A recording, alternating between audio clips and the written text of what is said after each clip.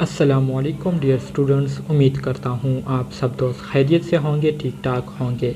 Dear students, आज की इस वीडियो में हम BA seven semester and post RN third semester के सब्जेक्ट नर्सिंग रिसर्च के यूनिट नंबर 2 जो कि हमारे साथ क्वालिटेटिव एंड क्वांटिटेटिव रिसर्च है, इसके आज हम पार्ट 3 को डिस्कस करेंगे और इसको समझने की कोशिश करेंगे।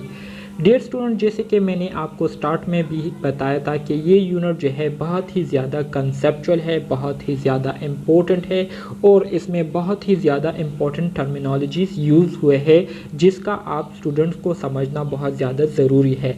तो इसलिए तमाम दोस्तों से गुजारिश है कि लेक्चर को गौर से सुने, अंडरस्टैंड करने की कोशिश करें, जितने भी इम्पोर्टेंट पॉइंट्स हैं अपने साथ नोट डाउन कीजिए। इसके साथ साथ तमाम नए आने वाले दोस्तों से गुजारिश है कि चैनल को सब्सक्राइब करें, बेल आइकन को दबाएं ताकि नए वीडियोस की नोटिफिकेशन आप दोस्तों को टाइम पर मिलती रहे। तो डियर स्टूडेंट्स, आज की लेक्चर की शुरुआत हम टाइप्स ऑफ क्वांटिटेटिव रिसर्च से करेंगे। क्वांटिटेटिव रिसर्च हमने काफ़ी डिटेल के साथ पिछले पार्ट्स में डिस्कस किया हुआ है। आज के इस लेक्चर में हम क्वांटिटेटिव रिसर्च के हमारे साथ जो इम्पोर्टेंट टाइप्स है उसको हम डिस्कस करेंगे। तो इसमें सबसे पहले नंबर पर हमारे साथ क्वांटिटेटिव रिसर्च की जो टाइप आती है उसको हम डिस्क्रिप्टिव क्वांटिटेटिव रिसर्च कहते हैं। ठीक है, डिस्क्रिप्टिव क्वांटिटेटिव रिसर्च में हम क्या करते हैं, जो सिचुएशंस हम ऑब्जर्व कर रहे होते हैं तो उन्हीं सिचुएशंस को हम क्या करते हैं, डिस्क्राइब करते हैं। जिस तरह से हम उसको ऑब्जर्व कर रहे होते हैं, जो हमने ऑब्जर्व किया हुआ होता है, तो बिल्कुल उन्हीं बातों को हम क्या करते हैं, डिस्क्रिप्टिव क्वांटिटेटिव रिसर्च में हम क्या करते हैं, डिस्क्राइब करते हैं। उसमें अपने आप से किसी किस्म की एडिशन नहीं करते। इसके बाद जो दूसरी किस्म है क्वांटिटेटिव रिसर्च की, वो है कोरिलेशन स्टडी। कोरिलेशन स्टडी में हम क्या करते हैं, कोरिलेशन स्टडी में हम दो वेरिएबल्स के दरमियान जो रिलेशनशिप होती है तो उस रिलेशनशिप को हम एग्जामाइन करते हैं, मालूम करते हैं। ठीक है, इसी तरह से कॉजी एक्सपेरिमेंटल स्टडी में हम क्या करते हैं, कॉजी एक्सपेरिमेंटल स्टडी में हम किसी भी किस्म की जो इंटरवेंशन हम करते हैं तो उस इंटरवेंशन की जो इफ़ेक्टिवनेस होती है, जो असरात होते हैं, तो उसको हम क्या करते हैं, स्टडी करते हैं, जो कि इंडिपेंडेंट वेरिएबल और डिपेंडेंट वेरिएबल के ज़रिए हम क्या करते हैं, उसको मालूम करते हैं। इसी तरह से जो एक्सपेरिमेंटल स्टडी है, एक्सपेरिमेंटल स्टडी में हम पॉजिटिव आउटकम अगेंस्ट कंट्रोल्स के अगेंस्ट जो पॉजिटिव आउटकम प्रोड्यूस होते हैं तो उसको हम क्या करते हैं, स्टडी करते हैं एक्सपेरिमेंटल स्टडी में। ठीक है, सबसे पहले हम डिस्क्राइब करेंगे डिस्क्रिप्टिव रिसर्च डिज़ाइन या डिस्क्रिप्टिव रिसर्च स्टडी को, जो कि हमारे साथ क्वांटिटेटिव रिसर्च की पहली किस्म है। इसमें क्या होता है, the purpose of descriptive studies is to observe, describe, document a situation और phenomena as its naturally occurring.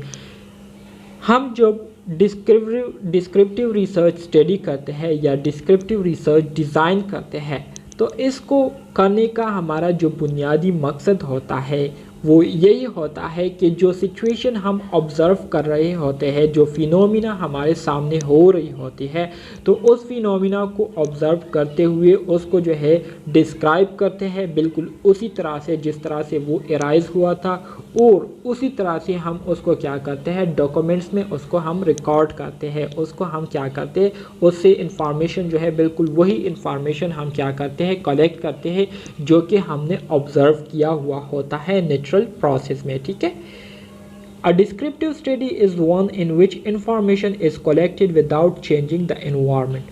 इसके अलावा डिस्क्रिप्टिव स्टडी ये हमारे साथ एक ऐसी स्टडी है जिसमें जब हम डेटा को कलेक्ट करते हैं तो डेटा कलेक्ट करने के लिए हमें इन्वायरमेंट को चेंज नहीं करना पड़ता, इन्वायरमेंट में हमें किसी किस्म की छेड़खानी नहीं करनी पड़ती, बल्कि जिस तरह का इन्वायरमेंट होता है उसी तरह का उसको हम रहने देते हैं और उसी इन्वायरमेंट में रहते हुए हम क्या करते हैं, डेटा इंफॉर्मेशन कलेक्ट करते हैं।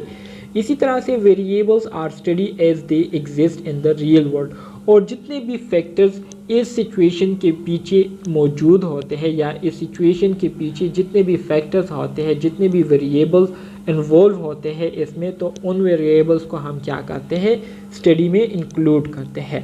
डिस्क्रिप्टिव डिज़ाइन में भी यूज़, इसके अलावा जो डिस्क्रिप्टिव स्टडी है तो इसको हम मुतज़ील मकासद के लिए यूज़ कर सकते हैं। सबसे पहली जो मकसद है, पर्पस है जिसके लिए हम डिस्क्रिप्टिव डिज़ाइन को यूज़ कर सकते हैं, तो वो ये है कि identify problem with current practices.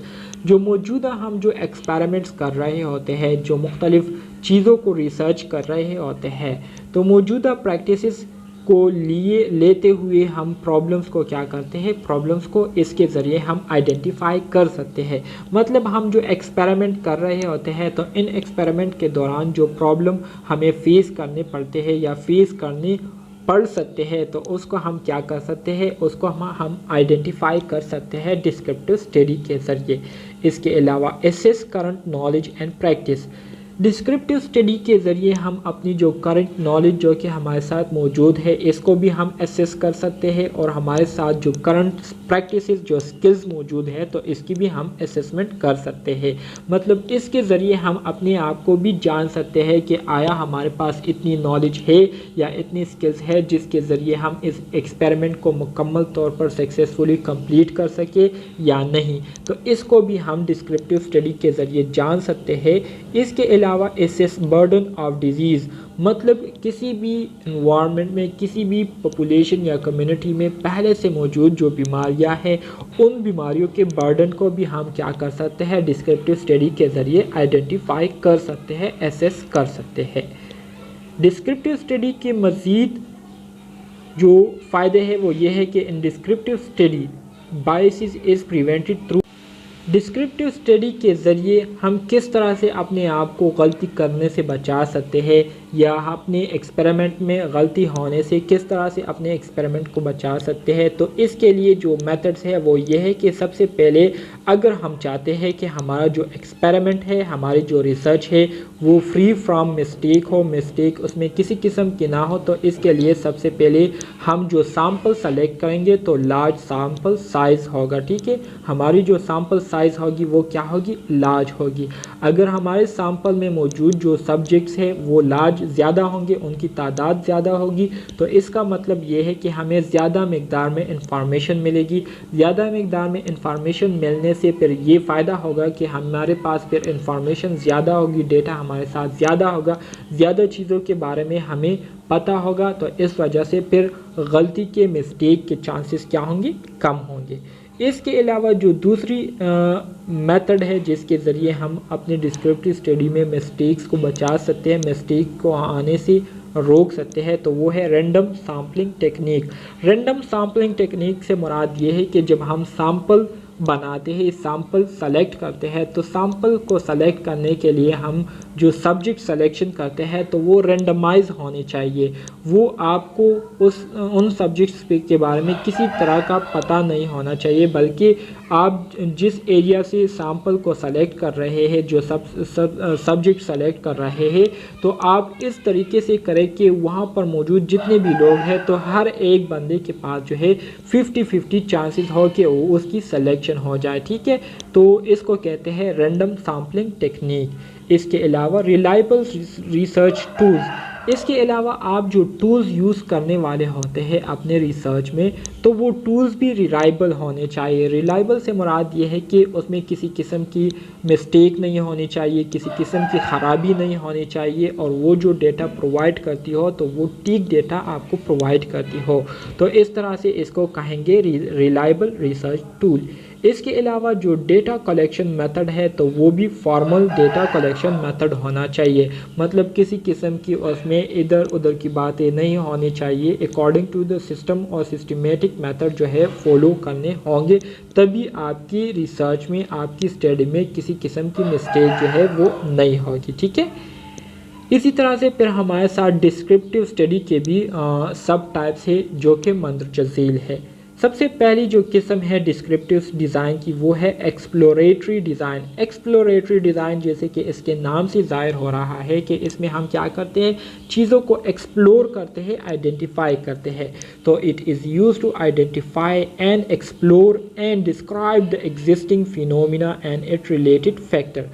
Exploratory design में हम क्या करते हैं, एक्सप्लोरेटरी डिज़ाइन में हम मुख्तलिफ जो फिनोमिना जो सिचुएशन हो रहे होते हैं तो उसको सबसे पहले हम आइडेंटिफाई करते हैं, जानते हैं, जानने के बाद फिर उसको एक्सप्लोर करते हैं और एक्सप्लोर करने के बाद फिर उसकी हम वजाहत करते हैं कि ये किस तरह से एराइज़ हुआ है, किस तरह से इसके पीछे क्या वजूहात है, कौन से फैक्टर जो है इसके पीछे इन्वॉल्व है। तो इन सब चीज़ों के बारे में हम एक्सप्लोरेटरी डिज़ाइन में क्या करते हैं, स्टडी करते हैं।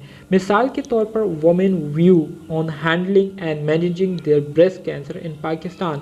पाकिस्तान में मौजूद जो ख़वातीन है उनका ब्रेस्ट कैंसर के हवाले से क्या ख्यालात है और ब्रेस्ट कैंसर को वो किस तरह से मैनेज करते हैं, हैंडल करते हैं। तो इसके बारे में जब हम स्टडी करते हैं तो इसको हम क्या कहेंगे, एक्सप्लोरेटरी डिज़ाइन कहेंगे, एक्सप्लोरेटरी स्टडी कहेंगे। इसी तरह से कंपैरेटिव स्टडी, जैसे कि इसके नाम से ज़ाहिर हो रहा है कि इसमें हम दो चीज़ों के दरमियान क्या करते हैं, कंपैरिजन करते हैं, सिमिलरिटीज़ और डिफरेंसेस को मालूम करने की कोशिश करते हैं। तो comparative design it involve comparing and contrasting occurrence of a phenomena in two or more samples और ग्रुप। ठीक है, दो या दो से ज़्यादा सैम्पल या जो ग्रुप है उनके दरमियान जो कंपैरिजन मतलब जो सिमिलरिटीज़ और जो डिफरेंसेस होते हैं तो उसको हम क्या करते हैं, उसको हम स्टडी करते हैं। ठीक है, for example a comparative study on health problem among rural and urban older people in district Mardan. MCQs sorry, हमारे साथ जो दूसरी किस्म है क्वांटिटेटिव रिसर्च की वो है कोरिलेशन डिज़ाइन। कोरिलेशन डिज़ाइन के बारे में अभी मैंने आपको बताया कि ये ऐसी स्टडी है जिसमें हम चीज़ों के दरमियान, सिचुएशन के दरमियान या जो वेरिएबल्स हैं उनके दरमियान जो रिलेशनशिप होती है उसके बारे में हम स्टडी करते हैं।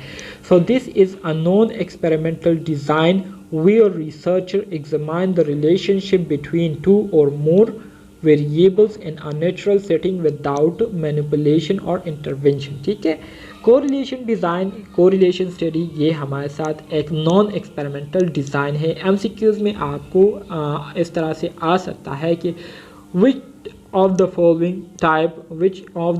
type of quantitative research represent non-experimental design where a researcher examine the relationship between two or more variable। तो ये हमारे साथ कोरिलेशन डिज़ाइन है। ठीक है, तो इसमें हम क्या करते हैं, दो या दो से ज़्यादा जो वेरिएबल्स होते हैं उनके दरमियान क्या रिलेशनशिप है, उनके दरमियान आपस में क्या ताल्लुक़ है। तो इस ताल्लुक़ को आइडेंटिफाई करने के लिए हम जो स्टडी करते हैं तो उसको कोरिलेशन डिज़ाइन कहते हैं।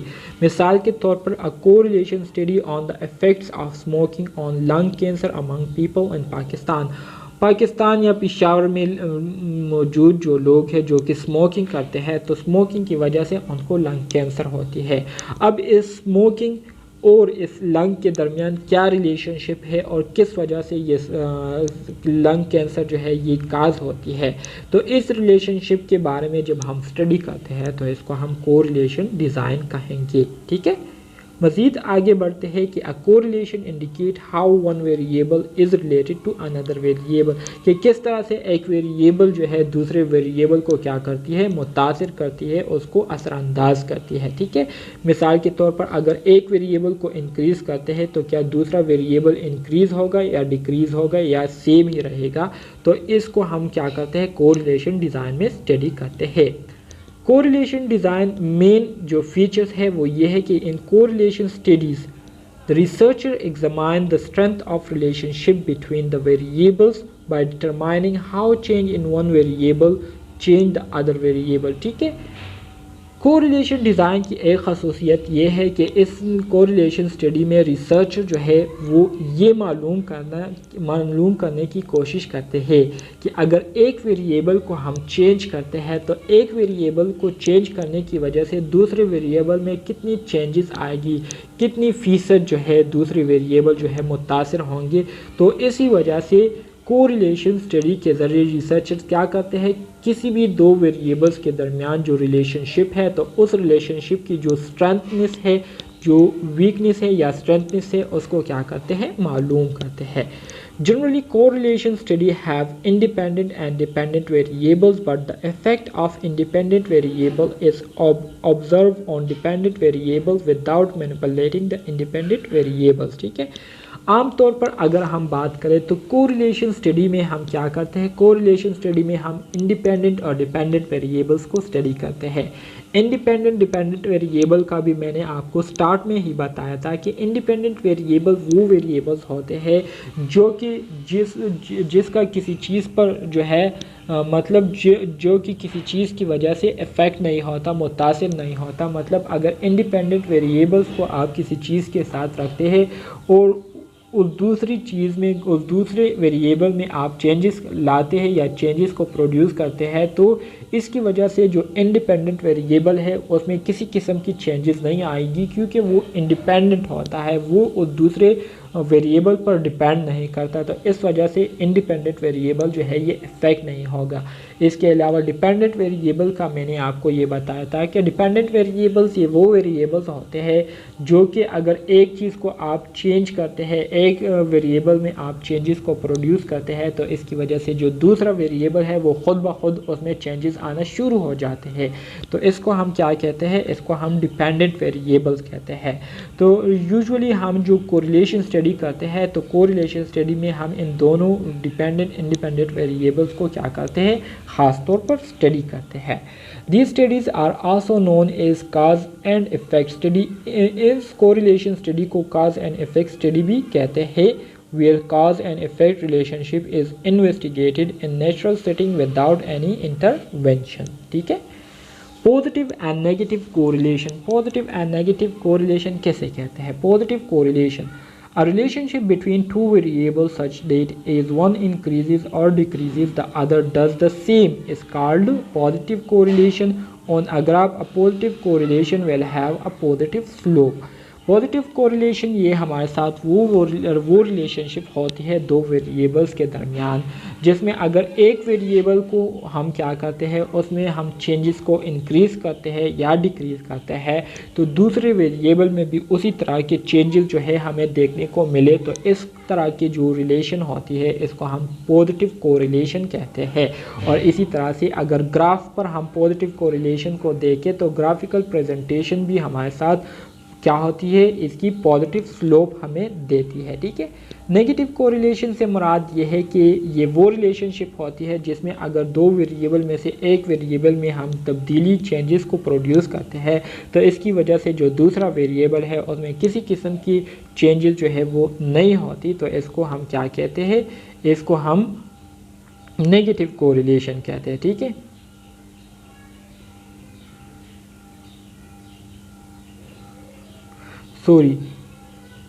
नेगेटिव कोरिलेशन वो रिलेशन होती है जिसमें अगर एक वेरिएबल में हम इंक्रीजमेंट करते हैं तो दूसरी वेरिएबल में क्या आएगी, दूसरी वेरिएबल में डिक्रीज़ आएगी। मतलब जिसमें इन्वर्स रिलेशनशिप हो, जबकि पॉजिटिव कोरिलेशन में डायरेक्ट रिलेशनशिप होता है वेरिएबल्स के दरमियान। ठीक है। तो ये हमारे साथ पॉजिटिव और नेगेटिव कोरिलेशन हो गए। उम्मीद करता हूँ इसकी समझ आप दोस्तों को आ गई होंगी। तो ये ग्राफ भी आप देख सकते हैं कि पॉजिटिव कोरिलेशन का ग्राफ जो है ऊपर की तरफ होता है, नेगेटिव कोरिलेशन का ग्राफ अगर एक को इंक्रीज़ करते हैं तो दूसरा डिक्रीज़ होगा तो नीचे की तरफ आएगा। जबकि अगर कोई कोरिलेशन ना हो, कोई ताल्लुक़ ना हो दो वेरिएबल्स के दरमियान, तो फिर किसी किस्म की चेंजेस जो है ये हमें देखने को नहीं मिलेगी। कोरिलेशन कोफिशिएंट एमसीक्यूज़ के हवाले से इम्पोर्टेंट टॉपिक है। कोरिलेशन कोफिशिएंट किसे कहते हैं। कोरिलेशन कोफिशिएंट ये वो नंबर्स होते हैं जिसके ज़रिए हम किसी भी वेरिएबल्स की जो कोरिलेशन है उसकी साइज़ और इसके साथ साथ उसके डायरेक्शन को हम क्या करते हैं, मेजर करते हैं। तो इसको कहते हैं कोरिलेशन कोफिशिएंट। कोरिलेशन कोफिशिएंट की जो रेंज है वो -1 to +1 तक होती है। ठीक है। -1 to +1 तक होती है। मिसाल के तौर पर अगर आपके पास कोरिलेशन वैल्यू +1 आती है तो इसका मतलब ये है कि दो वेरिएबल्स के दरमियान जो रिलेशनशिप है वो परफेक्टली पॉजिटिव कोरिलेशन है। ठीक है। मतलब अगर एक को इंक्रीज़ करते हैं दूसरा भी इंक्रीज़ होगा, अगर एक को डिक्रीज़ करते हैं तो दूसरा भी बिल्कुल उसी तरह से डिक्रीज़ होगा। अगर -1 आता है तो इसका मतलब ये है कि परफेक्ट नेगेटिव कोरिलेशन है। अगर एक को इंक्रीज़ करेंगे तो दूसरा जो है उसी मिकदार में डिक्रीज़ होगा, अगर एक को डिक्रीज़ करते हैं तो दूसरा जो है उसी मिकदार में क्या होगा, इंक्रीज़ होगा। ठीक है। अगर 0.95 आता है तो इसका मतलब ये है कि स्ट्रॉन्ग पॉजिटिव कोरिलेशन है। अगर प्लस 0.50 आता है तो इसका मतलब ये है कि दरमियाना पॉजिटिव कोरिलेशन है। अगर प्लस 0.20 आता है तो इसका मतलब ये है कि लो पॉजिटिव कोरिलेशन है। और इसी तरह से नीति जब आते जाएंगे तो फिर हमारे साथ नेगेटिव कोरिलेशन की तरफ आएंगे। तो ये हमारे साथ कोरिलेशन कोफिशिएंट था। इसके बाद फिर आ जाते हैं experimental research randomise control trial design. Experimental randomise control trial design किसे कहते हैं? It can be define as observation under the control condition. वो ऑब्जर्वेशन जो कि हम कंट्रोल कंडीशन में करते हैं, जिसमें हमारे साथ एक्सपेरिमेंट हमारे कंट्रोल में होता है, तो इसको क्या कहते हैं? Experimental randomise control trial design कहते हैं। इसमें क्या होता है, इसमें जो रिसर्चर होते हैं वो क्या करते हैं? रेंडमली सब्जेक्ट्स को क्या करते हैं? सेलेक्ट करते हैं अपने सैंपल के लिए, ठीक है। So the researcher randomly assign subject into treatment and control और comparison group. Independent variable is manipulated through treatment and the effect of those intervention is observed on the dependent variable, ठीक है। इसमें क्या होता है? इसमें सबसे पहले रिसर्चर क्या करते हैं? सैम्पल सिलेक्शन करते हैं। सैम्पल की जब सिलेक्शन करते हैं तो उसके लिए जो सब्जेक्ट सिलेक्शन होती है या जो पार्टिसिपेंट सिलेक्शन होती है तो वो रेंडमली सेलेक्ट होती है, जिसमें हर बंदे को 50% चांसेस होते हैं कि उसकी क्या हो जाए? उसकी सिलेक्शन हो जाए। तो इस वजह से इसको रेंडमाइज सिलेक्शन या रेंडमली सिलेक्शन कहते हैं, ठीक है। तो इसमें जो सब्जेक्ट है उसको ट्रीटमेंट, कंट्रोल और कंपैरिजन ग्रुप में जो है उनको क्या किया जाता है? डिवाइड किया जाता है। इसी तरह से जो इंडिपेंडेंट वेरिएबल है तो इंडिपेंडेंट वेरिएबल्स में क्या किया जाता है? रिसर्चर्स क्या करते हैं? रिसर्चर्स उन पर एक्सपेरिमेंट करते हैं और इसी तरह से इन एक्सपेरिमेंट्स के जो इफ़ेक्ट है उसको डिपेंडेंट वेरिएबल में क्या करते हैं? ऑब्जर्व करते हैं। तो इसी तरह से फिर क्या करते हैं? वो इससे डेटा गैदर करते हैं और इससे जो है अपने मतलब की इंफॉर्मेशन जो है वो हासिल करते हैं। Randomise control trial design variable में डिपेंडेंट वेरिएबल्स को इंडिपेंडेंट वेरिएबल्स पर हम क्या करते हैं? इंडिपेंडेंट वेरिएबल्स को हम ट्रीटमेंट देते हैं, मतलब उन पर एक्सपेरिमेंट करते हैं। Something that is intentionally changed by researcher. Independent variables ये वो वेरिएबल होते हैं जिसमें रिसर्चर जो है क्या करते हैं? इंटेंशनली खुद ब खुद चेंजेस लाते हैं, जबकि डिपेंडेंट वेरिएबल्स ये आउटकम को प्रेजेंट करती है। ये मतलब something that might be affected by the change in the independent variable. Independent variable में जो चेंजेस रिसर्चर्स ने प्रोड्यूस किए थे तो उसकी वजह से डिपेंडेंट वेरिएबल में जब चेंजेस आ जाए तो इसको हम क्या कहते हैं? इसको हम डिपेंडेंट वेरिएबल या आउटकम कहते हैं। इसके अलावा एक्सट्रेनियस वेरिएबल या कांस्टेंट वेरिएबल ये वो वेरिएबल्स होते हैं जिसको रिसर्चर स्टडी नहीं करते या रिसर्चर का जो है इसमें किसी किस्म की दिलचस्पी नहीं होती। तो इस वजह से इस वेरिएबल्स को रिसर्चर क्या करते हैं? कांस्टेंट रखते हैं ताकि इसकी वजह से डिपेंडेंट और इंडिपेंडेंट वेरिएबल मुतासिर ना हो, ठीक है। Research control randomise control trial design में क्या होता है? Research is the most accurate form of experimental research as it relies on statistical analysis to prove और डिसप्रूव अ हाइपोथेसिस। जो रेंडमाइज कंट्रोल ट्रायल डिज़ाइन है, रिसर्च है, तो ये मोस्ट एक्यूरेट फॉर्म है किस चीज़ की? एक्सपेरिमेंटल रिसर्च की, क्योंकि इससे हमें जो डेटा मिलती है तो वो स्टैटिस्टिकल फॉर्म में मिलती है, स्टैटिस्टिकल एनालिसिस के ज़रिए मिलती है और इसी तरह से इसको हम फिर आसानी से प्रूव या डिसप्रूव भी कर सकते हैं। It is the only type of experimental design that can establish a cause-effect relationship within a group, ठीक है। In randomized control design, there are three factors which need to be satisfied. In randomized control trial design में हम तीन चीज़ों को क्या करते हैं? ख़ास तौर पर ऑब्जर्व करते हैं, स्टडी करते हैं। एक हमारे साथ कंट्रोल ग्रुप, एक मैनिपुलेशन और तीसरी randomization. Quasi experimental research design. Quasi experimental research design में क्या होता है? Involve the manipulation of independent variables to observe to effect on dependent variables but it lacked at least one of the two characteristics of the true experimental design, which is randomization and control group।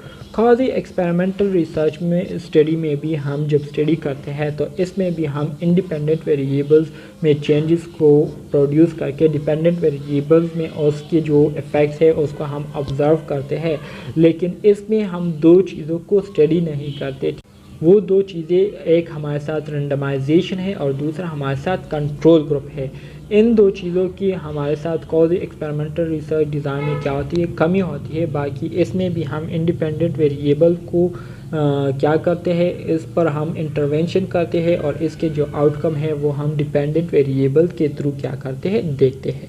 Quasi experimental design are generally used to establish the causality in situation where a researchers are not able to randomly assign the subject to a group or for various reason or no control group is available। ठीक है, Quasi experimental design में हम क्या करते हैं, generally इसको हम इस मकसद के लिए यूज़ करते हैं जब हमारे साथ कोई ग्रुप ना हो या कोई कंट्रोल ग्रुप ना हो, ठीक है, अवेलेबल ना हो, तो ऐसी सिचुएशन में फिर हम कॉजी एक्सपेरिमेंटल रिसर्च डिज़ाइन को हम क्या करते हैं, यूज़ करते हैं और इसके ज़रिए डेटा हासिल करते हैं। Type of quasi experimental design की हमारे साथ जो है एक non randomise control group design है और एक हमारे साथ pre and post test design है। ठीक है, तो डियर स्टूडेंट्स, ये था हमारे साथ BSN 7 semester post RN 3rd semester के सब्जेक्ट नर्सिंग रिसर्च का यूनिट नंबर 2 जो कि आज मुकम्मल हो गया है। इंशाल्लाह नेक्स्ट यूनिट हम यूनिट नंबर 3 को स्टार्ट करेंगे। सो उम्मीद करता हूँ आपको इसकी समझ आ गई होगी। अगर फिर भी कोई क्वेश्चन है, कोई कन्फ्यूजन है तो आप कमेंट बॉक्स में डायरेक्टली मुझसे पूछ सकते हैं। मिलते हैं नेक्स्ट यूनिट में, तब तक के लिए अल्लाह हाफिज़।